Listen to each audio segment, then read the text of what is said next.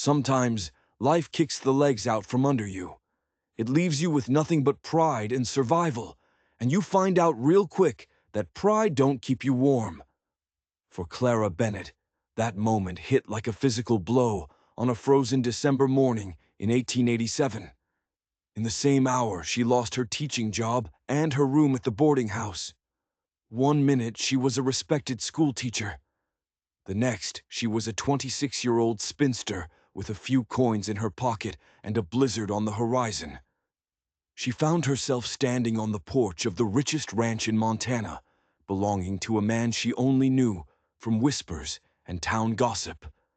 James Whitmore, a wealthy rancher, a widower, a father of 2 young sons. He needed help. She needed a miracle. But the proposal he made wasn't for a job. It was for a life, a marriage of convenience, a mother for his boys, a roof for her head. Simple, practical, no love required. As Clara looked into the haunted eyes of 2 motherless children and felt the first snowflakes of the worst storm in a decade kiss her cheek, she had a choice to make: survival or something far more dangerous. Because a heart, she was starting to realize, was a much higher price to pay than a few coins.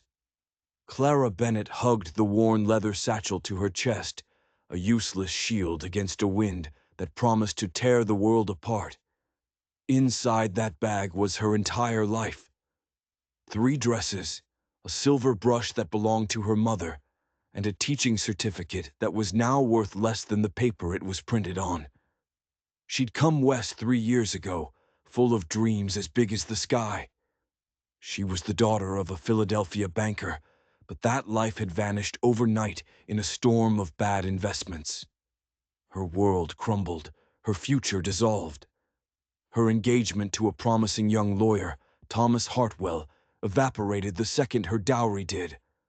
"I cannot marry a woman without prospects," he'd said, his words as cold and final as a tombstone. As if she, herself, had become worthless. The teaching job in Cedar Ridge was supposed to be her salvation. A new start. But the owner of the boarding house, Mrs. Abernathy, had other ideas. A single woman of 26, in her eyes, was an unnatural thing. "A woman your age should be married," Mrs. Abernathy had chirped that very morning, her face a pinched mask of sympathy that wasn't sympathy at all. "The school board agrees. They want someone younger, someone who won't give the older boys ideas." The injustice of it was a fire in her throat. At 26, she was a spinster. Too old to marry, but apparently too dangerous to teach.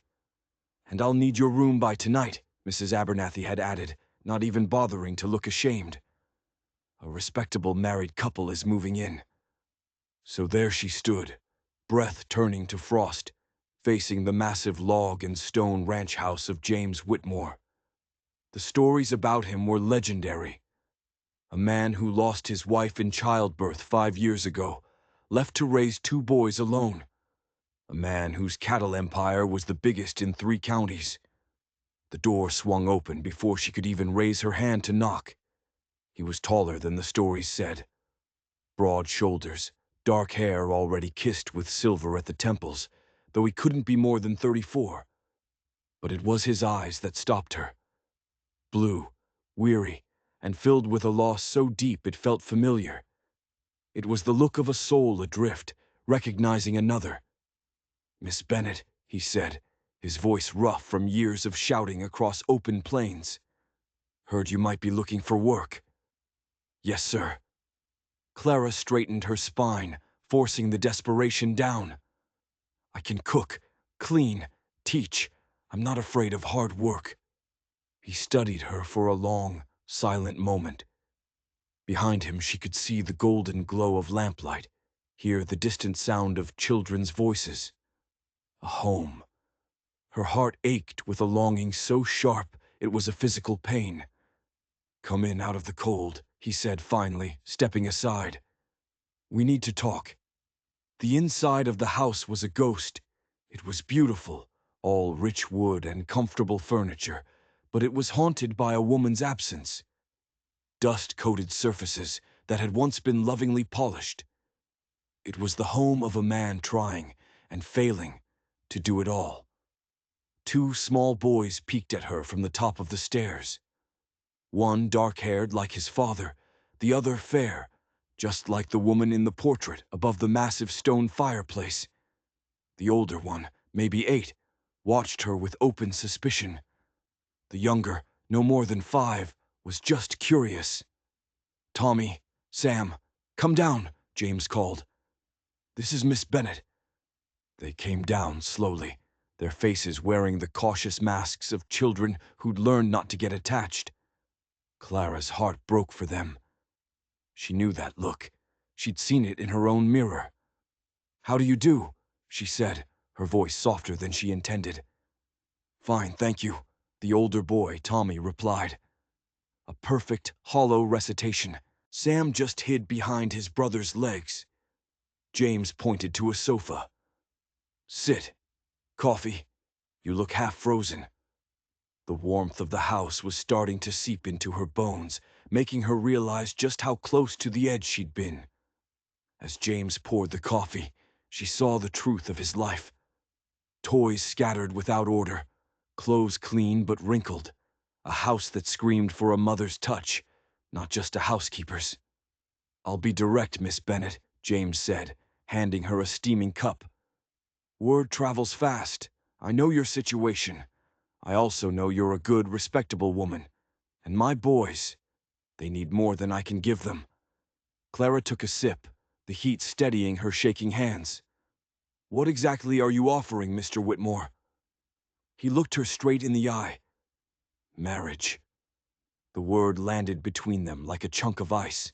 It wasn't an offer of a job. It was an offer of a life she had never, in her wildest dreams, imagined.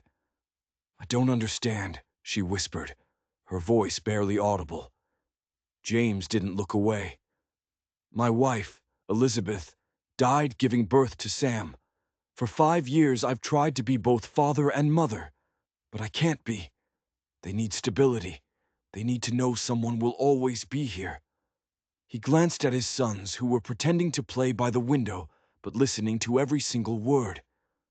"And you, Miss Bennet, you need a home, security. This arrangement would give you respect, a place in the community. In return, you'd give my sons what I can't, a mother's care." The boys looked over at the word mother, and Clara saw it. A raw, desperate hunger in their young faces that they were trying so hard to hide. It was the same loneliness she felt deep in her own bones. A blush crept up her neck. "And what about the other aspects of marriage?" His expression was a careful, neutral mask. "We would be married in name only. You would have your own room, your privacy, a partnership for the children. Nothing more would be expected." He paused, a flicker of something in his eyes. "Unless—" "Unless what?" she prompted. "Unless we both came to want something different," he finished, his voice quiet. The wind howled outside, a savage reminder of her reality. She had nowhere to go, no money, winter was here. But marriage to a stranger, a mother to 2 grieving boys, it was impossible. And yet, she looked at Tommy and Sam, at their guarded little faces, and saw herself. They were all refugees from loss, just looking for a safe harbor. "I would need time to think," she said, her voice shaking. James nodded, but his eyes drifted to the window, where the snow was now falling in a thick, blinding curtain. "Of course, though I'm afraid the storm is making that decision for you. The roads will be impassable within the hour." A fierce gust of wind rattled the entire house, as if to prove his point. She was trapped. Her last bridge had just been washed away.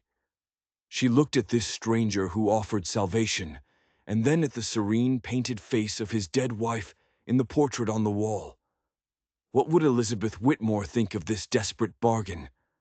The storm was closing in, and with it, a future she could never have imagined. By evening, the world outside was gone, swallowed by a blinding wall of white. Clara stood at the guest room window, watching the blizzard rage, her choice stolen from her. There was no leaving now. A soft knock. "Miss Bennet," James's voice respectful. "Supper's ready." The meal was a tightrope walk of silence. The boys shot her curious glances. James had clearly taught them manners, but the food itself told a story of a man stretched too thin. Bread slightly burnt, vegetables overcooked. "Papa," Sam's small voice shattered the quiet. "Is Miss Bennet going to stay?" James froze, fork halfway to his mouth. "That depends on Miss Bennet, son." 3 pairs of eyes were on her. Tommy's suspicious, Sam's hopeful, and James's carefully neutral, but she could see the tension coiled in his shoulders. "The storm is quite severe," Clara said, choosing her words like stepping stones across a rushing river. "I may need to stay longer than planned." It wasn't a yes, but it was enough. Sam beamed.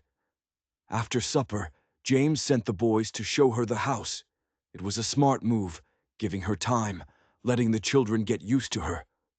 The house was a shrine to Elizabeth. Her touch was everywhere. "This was Mama's sewing room," Sam said, pushing open a door. Dust sheets covered a chair. An unfinished piece of embroidery sat in a basket, a silent testament to a life cut short. "She was making that for me," Tommy said, his voice a ghost. "A shirt for my birthday. Papa said maybe someday someone could finish it." The weight of his words was suffocating. They weren't just showing her a house, they were auditioning her for a role.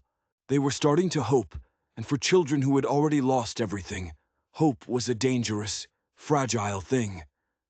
"She must have loved you very much," Clara said, her heart aching. Tommy surprised her. He took her hand. "Would you like to see our rooms?" The boys' rooms were connected by a door left permanently ajar, a testament to their shared loss. The rooms were tidy but lonely, tended by a father doing his best but missing the crucial details. "Papa reads to us," Sam offered, "but he falls asleep in the chair. He gets so tired." Clara could picture it. James, working from dawn till dusk, then trying to fill the echoing silence of this house. The exhaustion, the grief, the crushing weight of it all. When they went back downstairs, James was in his study, buried in ledgers. He looked up, a question in his eyes. "Boys, time for bed," he said. "Say good night to Miss Bennet." Sam came to her, stood on his tiptoes, and whispered in her ear, "Will you still be here in the morning?" The innocent trust in his voice was a dagger to her heart. "Yes," she heard herself say. "I'll be here." Tommy held back, but he managed a polite good night. She heard James tucking them in, his low voice a comforting murmur from upstairs. When he came back down, he found her staring into the fire. "They're good boys," she said. "They need more than I can give them." He came to stand beside her, so close she could smell the scent of wood smoke and leather clinging to him. "They need a mother." She turned to face him. "James, what you're proposing isn't a marriage. It's a business arrangement." "Does that matter?" he asked, his voice low. "If it gives us all what we need? And what if it doesn't work? What if the boys don't accept me? What if you come to regret giving up the chance to find love again?" At that last question, something flickered in his eyes, gone before she could name it. "Love is a luxury I can't afford, Miss Bennet. My sons, this ranch, that's my life." He took a breath. "We're both adults. Surely we can live together with mutual respect." It was so practical, so devoid of hope. The wind rattled the windows, a frantic, desperate sound. She thought of the boys upstairs, their hidden hunger for a mother's love. She thought of James, carrying a world on his shoulders. She thought of herself, with no family, no prospects, no future. "If I agreed," she said slowly. How would we explain it? We'd be married by the Reverend as soon as the storm breaks. As far as anyone else knows, we met, we fell in love, we married quickly because of the weather. Simple. And the other things. Separate rooms, complete privacy. I would never force anything on you. You have my word. What if, over time, that respectful distance started to feel like a cage? What if this house of strangers accidentally became a home? And if I wanted to leave? James was quiet for a long moment. I would not hold you against your will, but I would ask that you consider the boys. They've had enough instability. The responsibility settled on her like a heavy cloak. This wasn't just about her survival anymore. I need to think, she said again. Of course, he nodded. But the longer we delay after the storm, the harder it becomes to pretend this is a love match. She understood. A small town's gossip could be as destructive as a blizzard. Her reputation was already hanging by a thread. He moved toward the door, then paused. For what it's worth, I think you'd be good for them. They've already taken to you. They don't do that easily. After he left, Clara stayed by the fire. Upstairs, the house was quiet. The boys, safe in their beds. James, alone in his study. The marriage certificate would be a piece of paper, but it would rewrite her entire existence, from spinster to wife, from stranger to mother. She went to her room, the storm raging outside. But inside this house there was warmth, there was safety, there was the possibility of belonging. For a woman who had felt like an outsider her whole life, it was almost too tempting to resist. She lay in bed, the wind screaming, and thought of Sam's whispered question. She thought of Tommy's cautious hand in hers. She thought of James's weary strength. By morning, she knew. The blizzard had offered her shelter, but James Whitmore was offering her a port in the storm of her life. A purpose. A family. It wasn't love. It was a practical arrangement between two lonely souls. But sometimes, necessity is the strongest foundation of all. The ceremony was a quiet affair in the front parlor, 3 days after the storm broke. Clara wore her best blue wool dress. James had found a small bouquet of pine, the scent of it filling the room with a wild, clean promise. The Reverend Morrison, a kind man who'd known James since he was a boy, asked no questions. Tommy and Sam stood beside their father, scrubbed clean, their small faces a mixture of awe and apprehension. Do you, James Edward Whitmore, take Clara Ann Bennett to be your lawfully wedded wife? I do. James's voice was firm, his eyes locked on hers, a silent promise of steadiness. And do you, Clara Ann Bennett, take James Edward Whitmore to be your lawfully wedded husband? Her throat was tight. She looked at this stranger, this man offering her a lifeline. I do. He slipped a simple gold band onto her finger. His grandmother's ring, he'd told her. It was a little too large. She felt the weight of it, the cold, heavy reality of the bargain she had just made. You may kiss the bride, the Reverend said, smiling. The air crackled with awkwardness. James leaned in and pressed a brief, chaste kiss to her cheek. It was a kiss of respect, not passion. But as he pulled away, their eyes met, and she saw a flicker of surprise, maybe at the simple warmth of the contact. Congratulations, Mrs. Whitmore. The name was a shock to her system. She was married. She belonged. Suddenly, Sam launched himself at her, wrapping his small arms around her waist. Mama! He blurted out, the word bursting from him like a long-held breath. Tommy hung back, but for the first time, there was a glimmer of hope in his cautious eyes. Clara knelt and opened her arms. After a moment's hesitation, Tommy joined his brother in her embrace. Over their heads, she saw James watching, and for the first time, some of the crushing weight seemed to lift from his shoulders. He looked relieved. After the Reverend left, They were alone, a new family standing in the silence, with no idea what to do next. "Well," James cleared his throat, "I suppose we should discuss things." In the kitchen, over coffee and biscuits, the strangeness of it all hit her. They were playing house, strangers, bound by a piece of paper and a blizzard. But the looks on the boys' faces, the sheer contentment of having a woman in the kitchen, made her heart swell. "Are you going to make us mind our manners like Mrs. Patterson did?" Tommy asked, eyeing her suspiciously. "The housekeeper we had for a while," James explained. "Very strict." "She made us sit up straight and didn't let us talk," Sam added, shuddering. Clara smiled. "I believe in good manners, but I also believe meals should be pleasant.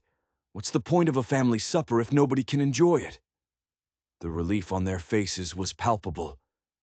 She saw James's mouth quirk into the hint of a real smile. It transformed his face, making him look years younger. "What about their education?" she asked. "I've been teaching them what I can," James admitted. "But it's not enough." "I could help with that," she offered. "It was my profession, after all." Tommy's eyes lit up. "Could you teach us about cities?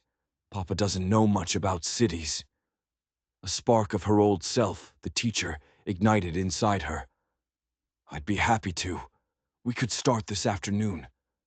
She had found her way in. Not as a wife, not yet, but as a teacher. It was a language they all understood.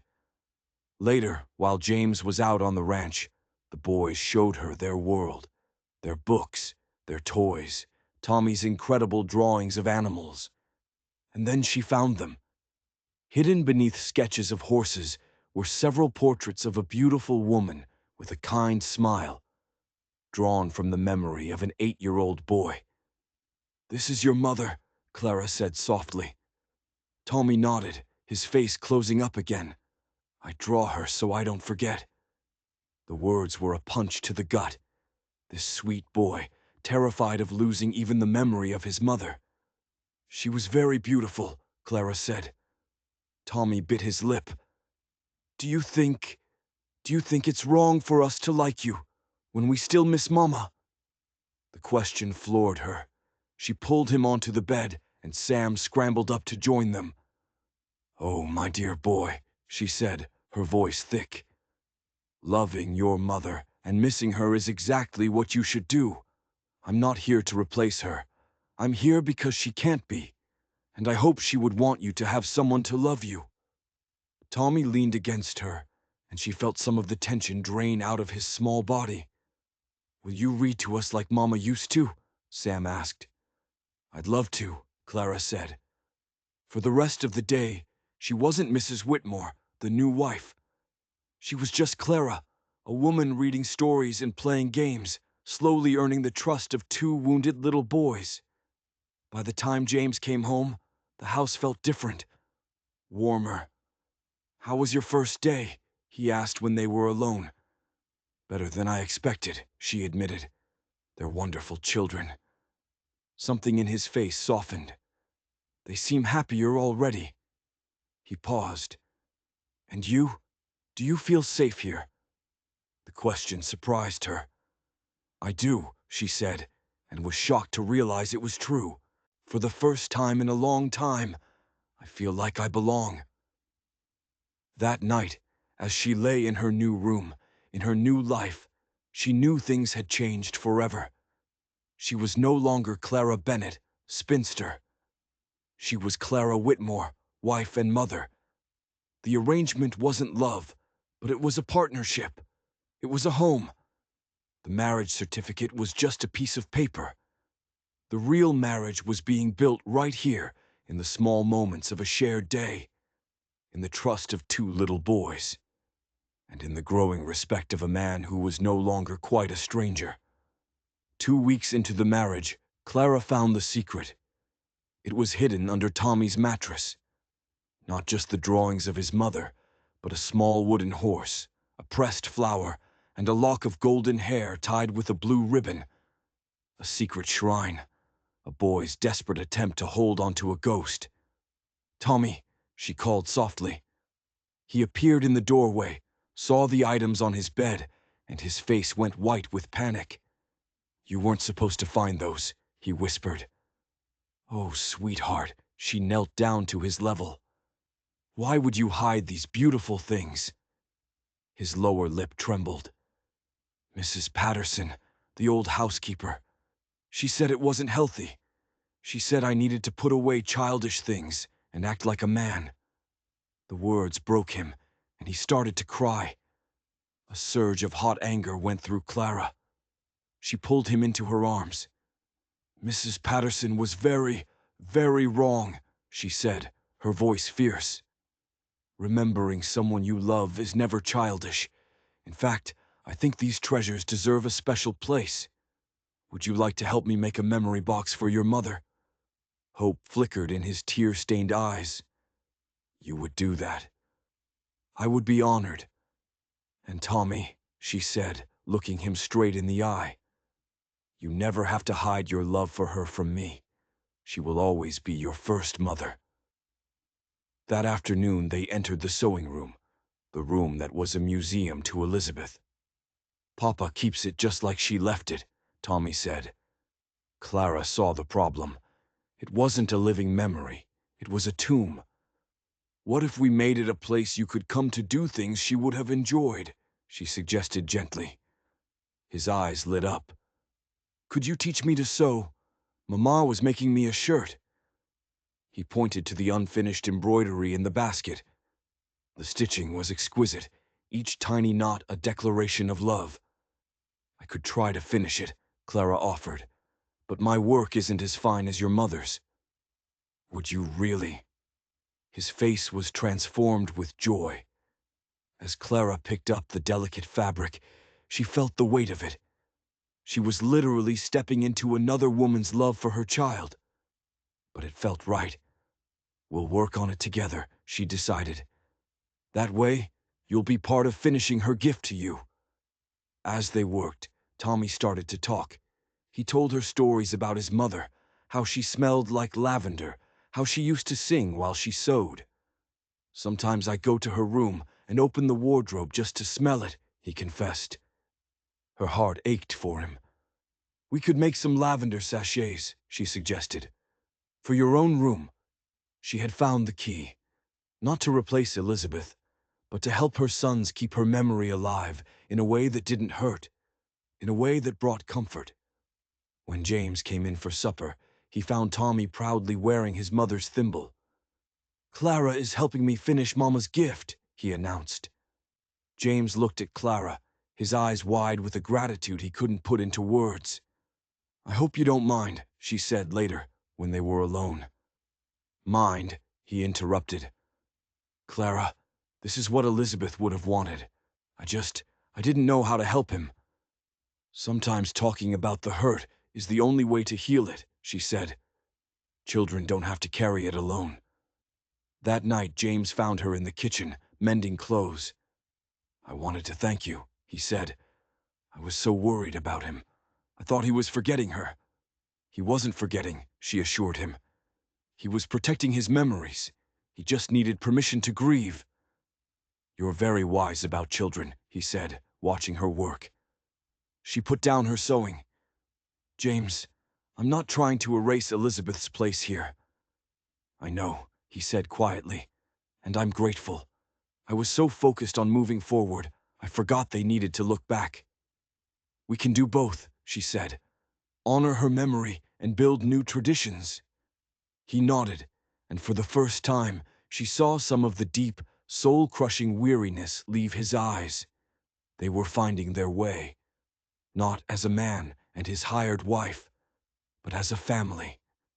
As Clara went to bed, she thought about the shirt she was finishing, stitch by stitch. The old Clara Bennett, the desperate teacher, seemed like a different person. The woman emerging in this house was someone new. A woman who could honor a ghost while building a future. A woman who was healing others, and in doing so, was healing herself. The transformation was happening day by day, stitch by stitch. And for the first time since her old life had burned to the ground, Clara started to believe that the best things in life aren't the ones you plan. They're the ones that find you in the middle of a blizzard. The first real test came from the outside world. 3 weeks after the wedding, Clara walked into the Cedar Ridge Church on James's arm, the thin gold band on her finger feeling like a brand. The moment they stepped inside, a wave of whispers and curious stares washed over them. Mrs. Abernathy, the woman who had thrown her out, sniffed loudly as they passed her pew. "Some people certainly know how to land on their feet," she muttered, just loud enough to be heard. James's hand tightened on her elbow, his jaw set like stone. He ignored the comment, guiding her to the front pew, the one always reserved for the Whitmores. After the service, the attack was more direct. Margaret Fairfax, the banker's wife, and the queen bee of Cedar Ridge society approached them with a smile that was all teeth. "Mrs. Whitmore," she said, her voice dripping with false sweetness. "How lovely to see you settling in. It must be quite an adjustment, taking on a ready-made family." The unspoken words hung in the air. "You married into this. You didn't earn it." Clara felt a hot blush creep up her neck. "The boys have been wonderful," she said, her voice steady. "Indeed," Mrs. Fairfax purred. "Though I'm sure it's difficult, stepping into another woman's shoes. Elizabeth was so beloved. We all wondered if James could ever find anyone to measure up." The blow landed perfectly. Clara felt herself shrink. The crowd around them grew quiet, waiting to see how the newcomer would handle the public challenge.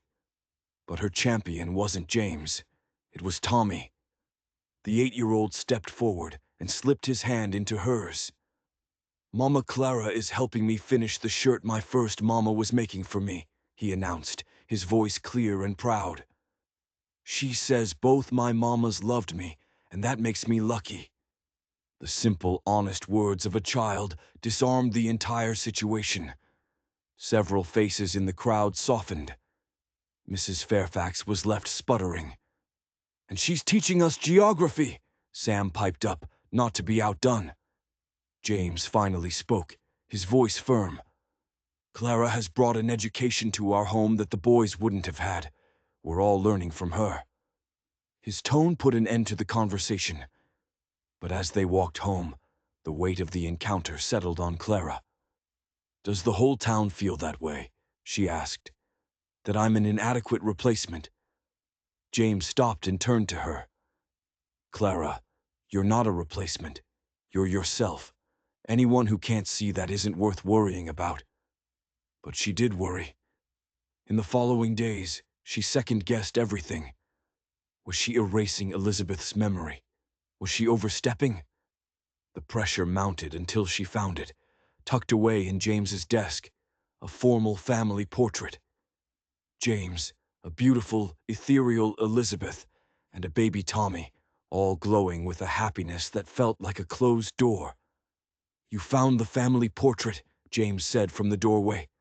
"I'm sorry. I wasn't prying. It's all right." He came to stand beside her. She was a remarkable woman, beautiful, gentle, everything a man could want in a wife. The words, meant as a tribute, felt like a judgment. Everything he could want. What did that make Clara? A compromise, a necessity. "She was very beautiful," Clara managed to say. "Yes," he said. "But Clara—" He struggled for the words. "Beauty isn't everything. Elizabeth was perfect for the man I was then. But she was delicate. She couldn't have taught the boys the way you do. She couldn't have stood up to Margaret Fairfax." He paused. "She couldn't have been strong enough to make a marriage like ours work. It wasn't a declaration of love, but it was something. An acknowledgement." "Do you miss her very much?" she asked, her voice soft. He was quiet for a long time. "I miss the life we had," he said finally. "But I don't spend my days wishing for it. What we have now, what we're building, it has its own value." That night, as she tucked the boys in, Tommy looked up at her with his serious eyes. Mama Clara, why was Mrs. Fairfax being mean to you? She wasn't being mean, sweetheart. She just loved your first mama very much. But you take good care of us, Sam said from his bed. Some people need time to see that, Clara explained. Tommy considered this. Well, I think they're silly. You're the best mama we could have asked for. The simple, matter-of-fact statement brought tears to her eyes. Later, looking at herself in the mirror, she saw a new woman staring back. She would never be Elizabeth Whitmore. But she was Clara Whitmore, and she was exactly who this family needed. She had their love, and she had their father's respect. She wasn't replacing a ghost. She was building a new life. And maybe, just maybe, that was enough. A month into their marriage, as the snows began to melt, Clara found herself truly settling in. Then, on a crisp April morning, she discovered her mother's locket, a precious heirloom, had fallen from its chain. As she held the small gold circle, a piece of her old life, Sam appeared in the doorway. "What's that?" he asked. "My mother's locket," she explained, showing him the tiny portraits inside. "My parents, your new grandparents, I suppose." "Are they in heaven like our first mama?" he asked, his acceptance so simple and pure it made her heart ache. "Yes, they are." That afternoon, while kneading bread dough with the boys, Clara found herself telling them about her past. The big house in Philadelphia, her father's bank, the sudden, shocking loss of everything. "Were you rich?" Sam asked, his eyes wide. "We were," she said carefully. "And then we weren't. That's why I came west, to start over." She even told them about Thomas Hartwell, the fiancé who had abandoned her. "He sounds mean," Sam declared. "He was just practical," Clara said, trying to be fair. Tommy frowned. "Papa says that's not how marriage works. He says people should marry to take care of each other." The conversation was cut short by shouting and the thunder of hooves. A group of riders was galloping toward the house. One of them was slumped over his horse, his shirt a dark, ugly stain of red. "Boys, stay inside," Clara commanded, her voice suddenly sharp with an authority that surprised even her. She ran outside as James sprinted from the barn. "Rustlers!" shouted the foreman, Bill Hayes. "They hit the north pasture. Jake tried to stop them and took a bullet." Clara didn't think. She acted.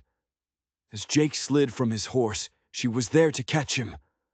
The sight of the blood didn't make her faint. It made her focused. "Get him inside," she ordered. "Hot water, clean cloths, and whiskey." "Clara, you don't have to," James started. "I've read about battlefield medicine," she said, her voice firm. "Right now, I'm the closest thing to a doctor you've got." For the next hour, she worked with a strange, calm efficiency. She cleaned and bandaged the wound, her hands steady as a surgeon's. The bullet had passed clean through. He was lucky. "You've got a steady hand, Mrs. Whitmore," Jake said weakly when she was done. Later, James drew her aside, his eyes filled with something like awe. "Where did you learn to do that?" "I read about it in my father's books about the war," she admitted, the adrenaline finally starting to fade. "You probably saved his life," James said. A surge of pride went through her. She wasn't just a teacher, a housekeeper. She was a vital part of this ranch. She belonged. But the danger wasn't over. That evening, James explained the real situation. "This wasn't random," he said, his face grim. "Someone's been testing our defenses. A man named Marcus Webb. He wants to buy up this entire valley. The railroad is coming through, and he wants to control the land." "And you won't sell?" His expression hardened. "This land is my son's inheritance. I won't let some speculator steal it from them." Clara understood, but she also understood they were now in a war with a man who wouldn't give up. As she got ready for bed, she clutched her mother's locket. Her parents had faced their own ruin. with dignity and grace. Perhaps that resilience was in her blood. The woman who had treated a gunshot wound without flinching was not the same woman who had arrived here in desperation. She was Clara Whitmore, and she was ready for a fight. The letter arrived on a Tuesday, carried by a rider in a hurry. The expensive paper, the Philadelphia postmark, the elegant handwriting. Clara's hands began to tremble before she even broke the seal. Someone from her past had found her. It was from Thomas Hartwell, her former fiancé.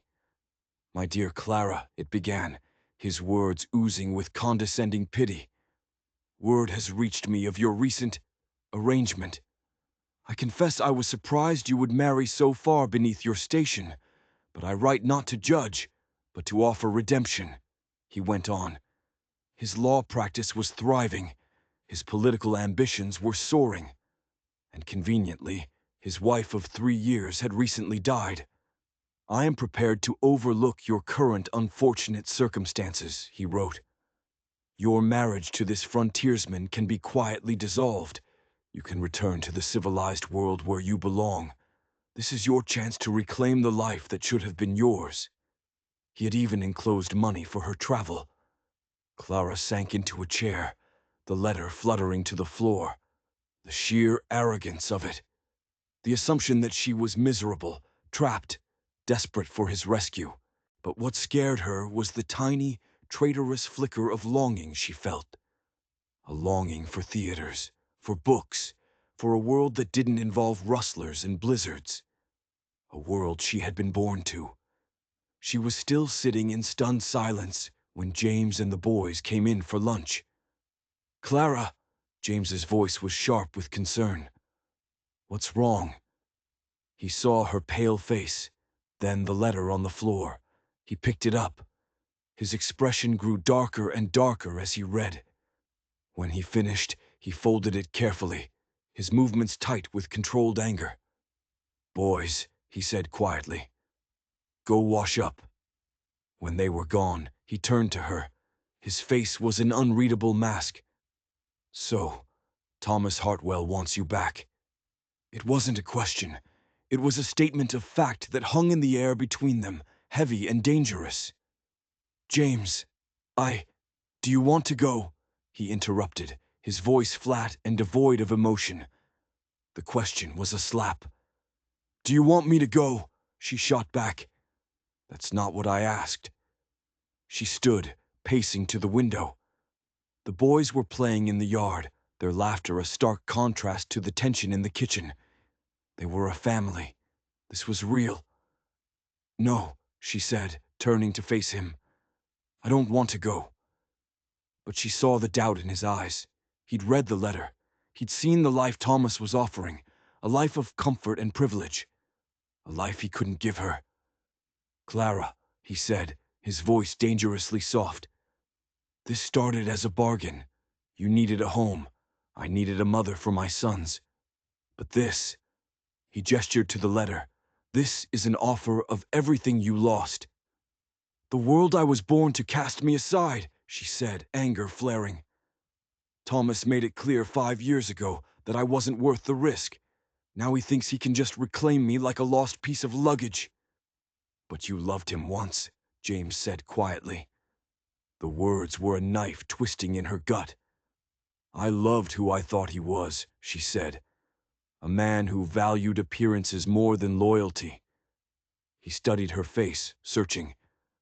"And what do you see marriage as now?" The question caught her off guard. This marriage. What had it become? "I see it as two people choosing to build something, to care for each other. It's not about social advantage. It's about—" She stopped, realizing the truth of what she was about to say. "About what?" he prompted. "About love," she whispered. "Not the kind in poems, the kind that grows from shared purpose and mutual respect, the kind that comes from caring about someone else's happiness as much as your own." The confession hung between them, raw and exposed. James was silent for a long, torturous moment. Finally he spoke. The boys would be devastated if you left. It wasn't what she wanted to hear, but there was something in his voice. And you? She asked softly. Would you be devastated? Before he could answer, the door burst open and the boys tumbled in. We're hungry. Mama Clara, why do you look sad? Clara knelt and hugged them close. I'm not sad, sweetheart. It was just a letter from someone who wanted me to go away from here. Their faces fell. You're not going, are you? Sam asked, his voice trembling. No, Clara said firmly, looking over their heads at James. I'm not going anywhere. This is my home now. You are my family. Promise? Tommy asked, holding up his pinky. Promise, she said, linking her finger with his, then with Sam's. That evening, James found her in the study. The letter from Thomas lay on the desk between them like a loaded gun. I meant what I said, she told him. I'm staying. Even though he can give you everything you lost? The world I understand is here now, she said. It's morning lessons and Sunday dinners and worrying about rustlers. It's being part of something that matters. You could have children of your own with him, James said, his voice rough. A real family, instead of this arrangement. The words stung. Tommy and Sam are real to me. What we have here is real. It may not have started with love, but it's more genuine than anything I ever had in Philadelphia. He looked at her, his face illuminated by the firelight. And if I said I wanted you to stay, not just for the boys, but for me? Her breath caught in her throat. Is that what you're saying? I'm saying, he said slowly, that somewhere along the way, this arrangement stopped being convenient and started being necessary. Not just practically, emotionally. I'm saying the thought of you leaving made me realize how much I depend on you, not just as a mother to my sons, as my partner. It wasn't a confession of love, but from a man like James, it was more. It was everything. Then I'll write to Thomas tomorrow, she said, her voice shaking with relief. I'll tell him I'm exactly where I belong. He nodded, the tension finally leaving his body. What will you tell him? Clara picked up the letter, reading its arrogant lines one last time. I'll tell him he was right about one thing. I have found my rightful place in the world. It's just not the one he thinks I should want. The confrontation came 3 weeks later. Clara was in the garden with the boys when she heard them. 6 riders, approaching fast. They rode with the kind of arrogance that screamed danger. James and most of the hands were out on the range. They were alone. Boys, Clara said, her voice deadly calm. Go to your father's study. Lock the door. Do not come out until I tell you. Tommy's eyes were wide with fear, but he grabbed his brother's hand and ran. Clara's own hand went to the pocket of her apron, to the small derringer James had insisted she carry. She walked out to meet them, her heart hammering against her ribs. The leader was a well-dressed man with the soft hands of a boss and the dead eyes of a snake. Mrs. Whitmore, I presume, he said with a mocking tip of his hat. Marcus Webb, I believe your husband and I have some unfinished business. Mr. Whitmore is not at home, she said, her voice like ice. Webb smiled, a thin, unpleasant slash across his face. Oh, I think this time is quite convenient. Perhaps a woman of your refinement can help your husband see reason about selling his land. The ranch is not for sale. Everything is for sale, my dear, and sometimes the price isn't measured in dollars. His eyes flicked toward the house where the boys were hidden. The threat was unmistakable. Rage, pure and cold, replaced her fear. This man was threatening her children. Mr. Webb, she said, I suggest you and your men leave immediately. He laughed. Or what? You'll ask us politely. You're alone, miles from help. Accidents happen out here, fires, stampedes. Her hand closed around the derringer. She was outnumbered, but she had a plan. James had taught her to shoot, and he'd taught her the ranch's defenses. "You've made one critical mistake, Mr. Webb," she said, taking a step back toward the house. "And what might that be?" "You assumed I was helpless." With a speed that shocked them all, she pulled the Derringer and fired a single shot straight into the air. It wasn't a threat. It was a signal that would bring every hand on the ranch running. "The lady's got spirit," one of the men sneered, drawing his gun. But before he could aim, the thunder of hooves echoed from the ridge. James, he'd heard. He and 3 of his men were riding down on them like the wrath of God. "Webb!" James's voice was a low growl as he dismounted, rifle in hand. "I should have known you were coward enough to threaten women and children." Webb's confidence shattered. He was caught, outmaneuvered. "This isn't over, Whitmore," he snarled. "Yes, it is," Clara said, her own voice ringing with a steel she didn't know she possessed. She moved to stand beside James, the small Derringer still in her hand. "The next time you set foot on our land uninvited, Mr. Webb, I won't fire a warning shot." As if on cue, a dust cloud on the horizon announced the arrival of the county sheriff. Webb saw it. His face went pale, and he wheeled his horse around, his men scrambling to follow. They galloped away like the cowards they were. Later that evening, after the sheriff had gone, James stood in his study, staring at the deed to the ranch. "Maybe we should sell," he said quietly. "I can't risk you or the boys." Clara came to stand behind him, placing a hand on his shoulder. "James Whitmore, are you suggesting we run away?" "I'm suggesting we protect what matters most." "What matters most," she said fiercely, "is that we don't let men like him win. What matters most is that we fight for what's ours, together." He looked up at her, a new light in his eyes. "When did you become so fierce?" "When I found something worth fighting for," she said. He reached up and covered her hand with his. The calloused strength of his grip sent a jolt through her. "We'll face this together," he said. "Together," she agreed. And for the first time, the word felt like more than a partnership. It felt like a promise, a vow. Whatever came next, they would meet it side by side. The final battle came at dawn, 3 days later. A cloud of dust on the horizon, the unmistakable sound of cattle being driven hard. It wasn't just rustling, it was an invasion. This was Webb's final move, an all-out attack to ruin them. James was already shouting orders, the hands scrambling for their horses. But Clara, from the kitchen window, could see the bigger picture. It was too organized. It was an ambush. She grabbed the field glasses from the study and raced to the attic. What she saw confirmed her fears. Webb's men were split. One group driving the herd, another group lying in wait in the rocks above Miller's Creek. A perfect trap. She burst out of the house as James was mounting. "James, wait! It's a trap!" she yelled, breathless. "They have men in the rocks. They're waiting for you." He looked at her, his face grim. "Are you certain?" "I saw them.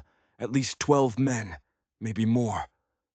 James made a decision in a split second. "Bill," he yelled to his foreman, "take half the men and circle north. Come at them from high ground. I'll create a distraction from the south." He looked back at Clara. "Signal us if you see anything." She reached up, her hand on his before he rode off. "Be careful. The boys need their father." Something flickered in his eyes. "And I need to come back to my wife," he said, his voice low and intense. Then he was gone. Clara watched from the attic, a general surveying her battlefield. She saw James's men take position. She saw Bill's men creeping along the ridge. And then she saw something else, something that made her blood run cold. A third group of riders, heading directly for the ranch house. Webb wasn't just after the cattle. He was after her. He was after the boys. She raced downstairs and woke her sons. We're going to play a hiding game, she said, her voice calm despite the terror clawing at her throat. Go to the root cellar. Do not come out until you hear me, or Papa call your name 3 times. Do you understand? They nodded, their small faces pale. She tucked them into the hidden cellar just as the riders arrived. It was Jenkins, the scarred man from before, and 3 others. She had to meet them head on. She walked out onto the front porch, the derringer hidden in her apron. Gentlemen, she said with icy politeness. You're trespassing. Jenkins laughed. We're here on business, lady. The kind where you come with us, real peaceful-like, and maybe your husband and his boys don't end up dead. The threat hung in the air, ugly and real. We know the boys are in the house, another man added, his hand on his gun. That was their mistake. They threatened her children. You're right, she said, her voice suddenly sweet. I should come with you. Let me just get my things. She turned as if to go inside. Then she spun, the derringer in her hand. She didn't fire at them. She fired at the rope holding the heavy ranch bell. The bell crashed to the ground with a deafening clang that echoed across the valley. An emergency signal, a cry for help that James would understand instantly. The real danger wasn't with the cattle. It was here. You little, Jenkins yelled, raising his gun. Clara dove behind the porch railing as bullets splintered the wood around her. They needed her alive, which was her only advantage. She dodged and weaved, a deadly game of cat and mouse around the house she now called home. But they were closing in. Jenkins rounded the corner, his gun aimed right at her. Drop your weapons, now! James's voice loud and commanding. He'd come back. He and 2 of his men had them surrounded. The standoff lasted only a few seconds before Jenkins threw down his gun, cursing. The moment the men were secured, James crossed the yard in 3 strides and pulled her into a fierce embrace. Clara, he choked out, his voice rough with emotion. When I heard that bell... I'm all right, she said, clinging to him. The boys are safe. You saved us all, he said, pulling back to frame her face with his hands, his eyes searching hers. If they had taken you... The crisis had stripped away everything but the raw truth. They stood in the morning sunlight, holding each other, and Clara knew that their marriage of convenience was over. This was something else entirely. A partnership forged in fire and fear, a love tested by danger. The derringer in her pocket was a symbol of her transformation. She was no longer a victim of circumstance. She was a protector, a defender. She was Clara Whitmore, and she had found the final, missing piece of herself in the fight for her family. The aftermath of the attack changed everything. The threat from Webb was over, his men in custody. But the emotional walls James and Clara had so carefully built had been shattered. That evening, the house was quiet again, but it was a different kind of quiet. A shared peace. I need to say something, James began, pacing the parlor. What you did today, Elizabeth could never have done that. She was gentle, delicate. She would have been terrified. Clara felt the old pang of comparison, but he wasn't finished. I've been comparing you to her, he said, his voice raw. And it was unfair. She was perfect for the man I was then, but the man I am now. I need a partner, someone who can stand beside me. I need someone like you. He stopped, his blue eyes intense. And I need to tell you that this arrangement, it stopped being about convenience a long time ago. For me. Clara's heart hammered against her ribs. What are you saying? He turned to face her, all his carefully hidden vulnerability exposed. I'm saying that when I heard that bell, I felt a terror I haven't felt since Elizabeth died. The terror of losing someone, someone I love. The words hung in the air, changing the shape of the room, the shape of her life. You love me, she whispered. I love you, he confirmed, his voice gaining strength. "Not the way I loved Elizabeth. That was the love of youth. This is different. This is the love of a man who has found a woman strong enough to be his true partner." She was on her feet, crossing the space between them. "I love you too," she said, the words tumbling out. "I have for weeks. I just didn't dare hope." He pulled her into his arms, his hands gentle on her face. "How could I not love you? You saved my sons. You brought laughter back into this house. Today you risked everything to protect our family."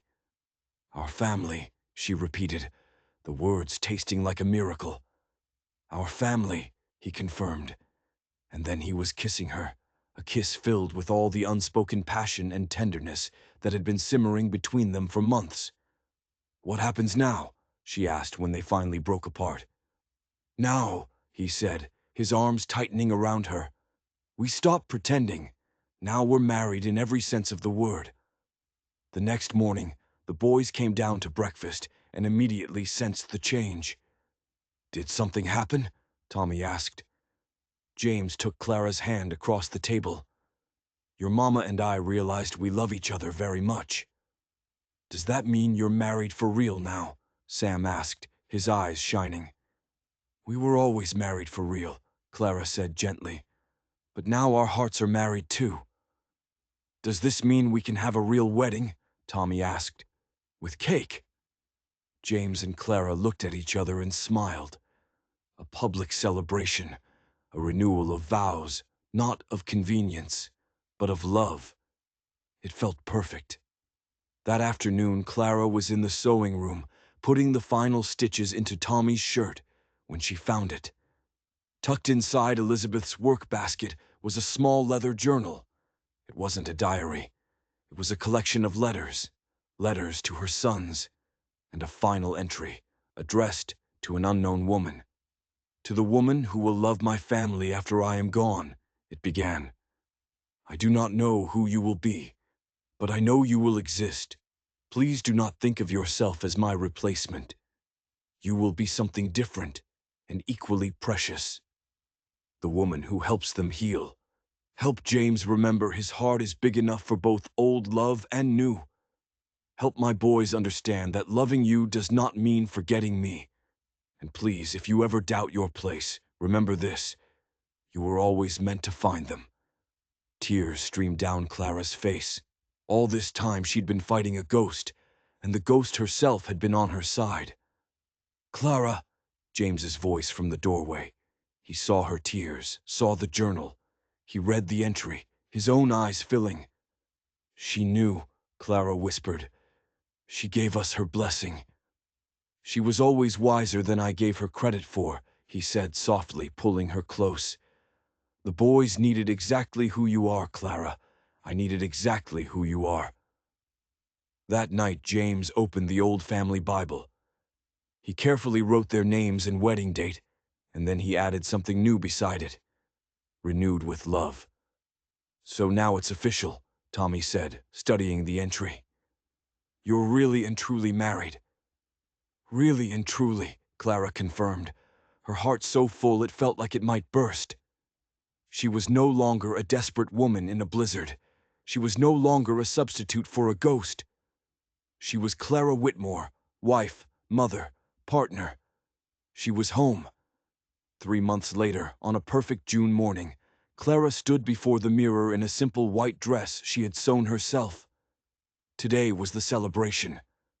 The entire town was gathered in the front yard of the ranch, a testament to the love story that had become a local legend. There was a soft knock on the door. It was Margaret Fairfax, the banker's wife who had once been her harshest critic. She held a small package. "I owe you an apology," Margaret said, her usual arrogance gone. "I was cruel. I told myself I was protecting Elizabeth's memory, but I was just jealous. I was afraid that if James could love someone else, it would diminish what he felt for her." "I understand that fear," Clara said gently. "It took me a long time to learn that a heart can grow to hold more love." "Elizabeth taught you that, didn't she?" Margaret said, and Clara realized the story of the journal had made its way through the town. Margaret held out the package. "This belonged to her. James asked me to keep it safe. I think she would want you to have it." Clara unwrapped it. It was a delicate silver locket, engraved with tiny flowers. Elizabeth's wedding locket. Inside was a photo of Elizabeth and baby Tommy, and an engraving, "Love multiplies when shared." Clara fastened it around her neck, where it settled next to her own mother's simple gold one. Two lockets, two pasts, joined together to create one future. "Thank you," Clara said, embracing the woman who was now her friend. When her escorts arrived, it was Tommy and Sam, grinning in their Sunday best. "Mama Clara," Tommy said with all the seriousness a 9-year-old could muster, "we're supposed to walk you down to Papa now." As she walked through the crowd, her sons on her arms, she saw James waiting for her. His eyes never left her face. The vows they exchanged were not the hasty words of a practical arrangement, but promises written from the heart. When James slipped a new, beautiful ring onto her finger, it settled beside the simple gold band from that first day. One for the marriage that saved her life, and one for the love that had given her a life worth saving. The kiss they shared was for the whole world to see, a seal on their journey from strangers to partners to soulmates. As the celebration continued, Clara sat on the porch steps, watching the dancing, the laughter. Sam snuggled up beside her. "Mama Clara," he said, "are you happy?" She looked at her husband, her sons, her friends, her home. She thought of the desperate woman who had knocked on this very door in the middle of a blizzard, with nothing but a worn-out satchel and a broken heart. "I'm very happy, sweetheart," she said, pulling him close. "We're a real family now." "We were always a real family," she corrected gently. "We just needed time to realize it. Sometimes the best things in life are the ones you never plan for, the ones that find you when you're brave enough to say yes to an impossible proposition from a stranger in a storm." Clara touched the two lockets at her throat, silver and gold, and smiled. She was home. If you enjoyed this story of love and resilience, don't forget to like this video and subscribe to the channel. We have a new story coming tomorrow that you won't want to miss.